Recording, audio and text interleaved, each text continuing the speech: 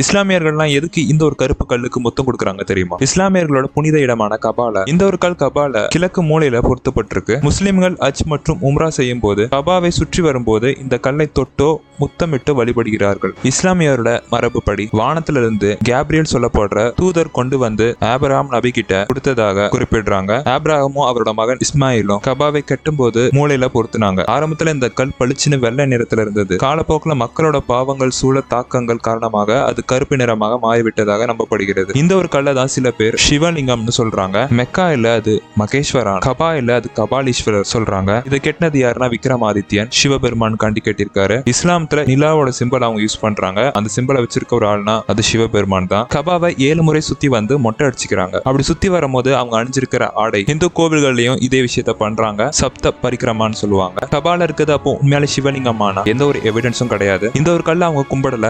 முகமது அவர்கள் முத்தமிட்ட காரணத்தினால மட்டும்தான் இன்னை வரைக்கும் முத்தமிடுறாங்க. கிபி 630ல முகமது மெக்காவை கைப்பற்றும் போது அப்ப கபாவை சுத்தி இருந்த 360 குலதெய்வ சிலைகள் நீக்கப்பட்டது. மீண்டும் ஒரே இறைவன் அல்லாவுக்கான புனித இடமாக மாற்றினார். இப்னு இஷாக்னு சொல்லப்படுற இஸ்லாமியர்களோட வரலாற்று நூல்கள்ல குறிப்புகள் இருக்கு. முகமது அவர்கள் என்ன சொன்னார்னா, கடவுள்ன்றவர் ஒருத்தர் தான், அவர் குருவன்ற ஒரு விஷயம் கிடையாது. சிலைகள், சந்திரன், நட்சத்திரம், சூரியன் சொல்லி எல்லாமே படைக்கப்பட்டவை தான், கடவுள் கிடையாது. ஒரே கடவுள், அது அல்லாஹ் மட்டும்தான். இந்துக்களோட புனித நூலான ரிக்வேதத்துல உண்மை ஒன்று, இறைவன் ஒருவனே, ஞானிகள் அவனை வெவ்வேறு பேர் கொண்டு அழைக்கிறார்கள் சொல்லியிருக்காங்க.